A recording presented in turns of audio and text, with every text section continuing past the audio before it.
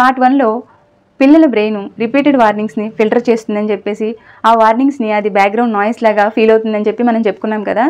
పిల్లలు మాట వినకపోవడం అనేది కేర్ లేక కాదు, అది వాళ్ళ బ్రెయిన్ ఇది ఇంపార్టెంట్ కాదు అని చెప్పడం వలన మాత్రమే. దీన్నే సైకాలజీలో లెర్న్ డెఫ్నెస్ అని అంటారు. దీనికి మనం ఇప్పుడు సింపుల్ సొల్యూషన్స్ చెప్పుకుందాం.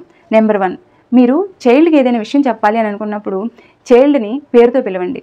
ఫర్ ఎగ్జాంపుల్, శరణ్య ఇలా రామ్మా అని అనగానే చైల్డ్ యొక్క బ్రెయిన్ అలర్ట్ అవుతుంది. అది పర్సనల్గా తీసుకుని అటెన్షన్ అంతా స్ట్రైట్గా పేరెంట్స్ దగ్గరికి వస్తుంది. నెంబర్ 2, మనం ఇచ్చే ఇన్స్ట్రక్షన్స్ షార్ట్గా అండ్ క్లియర్గా ఉండాలి. ఇప్పుడు నువ్వు హోంవర్క్ 10 minutesలో స్టార్ట్ చెయ్యి అని సింపుల్గా మాత్రమే చెప్పాలి. అవి లాంగ్ సెంటెన్స్లో చెప్పడం వల్ల కిడ్స్ కన్ఫ్యూజ్ అయిపోతారు.